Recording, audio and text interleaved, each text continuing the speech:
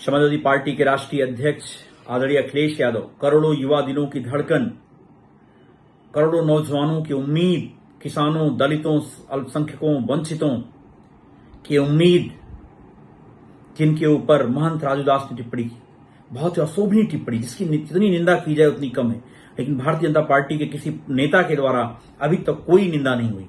बहुत ही दुर्भाग्यपूर्ण है। और पूर्व मुख्यमंत्री जो संविधान की शपथ लेके मुख्यमंत्री बने, पिछड़ी जाति से आते हैं, पिछड़ा होने की वजह से इन्होंने इस तरीके की टिप्पणी करते हैं। और सोचिए कितना ये भारतीय जनता पार्टी के लोग देश को बांटने की कोशिश कर रहे हैं, जातियों को जाति में लड़ाने का काम कर रहे हैं, धर्म को धर्म से लड़ाने का काम कर रहे हैं, बांटो और राज करो, अंग्रेजों की नीति पे काम कर रहे हैं। मैं पूछना चाहता हूं राजूदास जी, क्या आप महंत हैं? सवाल यह है, महंत ऐसा होता है, संत ऐसा होता है? संत की परिभाषा बदल रहे हैं आप। ऐसा संत तो कभी नहीं था। संत ने छोड़े संतैया अपन कोटिक मिले संत, मलय भुजंगे वेदिया शीतल तंत्र जन। संत ऐसा होता है? संत ऐसा नहीं होता है कि टीका त्रिपुंड भस्मा कान पे लगावे, दिन में राम राम राती मऊ जोड़ावे। ऐसे संत मत बनिए। और भारतीय जनता पार्टी आरएसएस का इतिहास रहा है। वो बापू किसे मानते थे? आसाराम बापू को। बीजेपी के टॉप लीडरशिप हमेशा बापू के चरणों में रहती थी। और बापू क्या निकले? पूरा हिंदुस्तान जहां राष्ट्रपिता महात्मा गांधी जी को बापू मानता है, लेकिन बीजेपी के लोग किसको बापू मानते थे? गोडसे को पूछने वाले लोग हमारे नेता के बारे में टिप्पणी करते हैं, वो भी अशोभनीय टिप्पणी, इस तरीके की टिप्पणी। आपको लगता है कि आप जब हार रहे हो, आपको जवाब दे रही जनता, तो आप हमारे नेताओं को टारगेट करते हो, लोगों के ऊपर टारगेट करके झूठी लोकप्रियता के चक्कर में, झूठी शान के चक्कर में अनाप शनाप बोलते हो। नौजवानों, किसानों के लिए इतने बड़े बड़े काम किए, महिलाओं के लिए इतने बड़े बड़े काम किए, चाहे पेंशन स्कीम हो, चाहे लैपटॉप वितरण हो। गांव का गरीब किसान का लड़का कभी लैपटॉप नहीं जानता था, लेकिन माननीय अखिलेश यादव जी ने गांव गांव घर घर लैपटॉप पहुंचाने का काम किया। झोपड़ी में रहने वाला लड़का भी उसके पास लैपटॉप था, जो इंटर पास छात्र थे हमारे।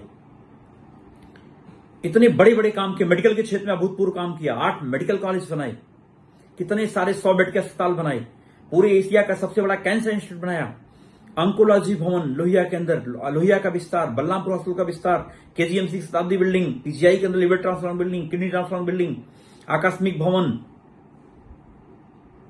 और आप देखेंगे पूरे हिंदुस्तान का सबसे हाईटेक पुलिस मुख्यालय, डायल 100, 200 बेड का मास शिशु अस्पताल, मेट्रो का जाल, नोएडा से ग्रेटर नोएडा तक बड़ी मेट्रो का जाल बनाने का काम किया। गिनीज बुक ऑफ रिकॉर्ड दर्ज हुआ कि 38 किलोमीटर की मेट्रो कितने फास्टेस्ट ग्रोइंग मेट्रो बनी।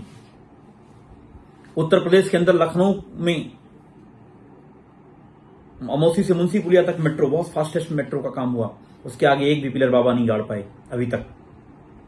पूरे प्रदेश को डेवलपमेंट के रास्ते, जिला मुख्यालयों को 4 लेन जोड़ने का काम, नदियों का सफाई का काम, किसानों के सिंचाई मुक्त की बात हो, समाधि पेंशन स्कीम हो, चाहे अमूल का प्लांट हो, पराग का प्लांट हो, एचसीएल का कैंपस हो, 11,000 नौजवान नौकरी कर रहे हैं, ट्रिपल आईटी हो, संस्कृत विद्यालय हो, यूनिवर्सिटीज हो, प्रयागराज के अंदर यूनिवर्सिटी बनाई, सिद्धार्थनगर की यूनिवर्सिटी बनाई, कितने सारे राजकीय इंटर कॉलेज, राजकीय डिग्री कॉलेज, ना जाने कितने बड़े बड़े काम हुए आम नौजवानों, किसानों, दलितों, पिछड़ों के लिए।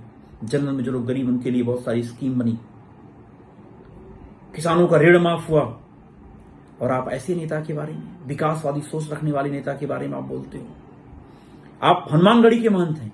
मुख्यमंत्री की टिप्पणी आती है कि हनुमान जी दलित थे, आदिवासी थे, तब तो आपकी बोलने की एक बार भी हिम्मत नहीं हुई कि आप कुछ एक बार भी बोलो। आप हनुमान जी के संत बनते हो, आप हनुमान जी से सीखते, आप प्रभु श्री रामचंद्र जी से सीखते आप। लेकिन आप अयोध्या में रह करके, भगवा पहन करके आप संत नहीं बन जाएंगे।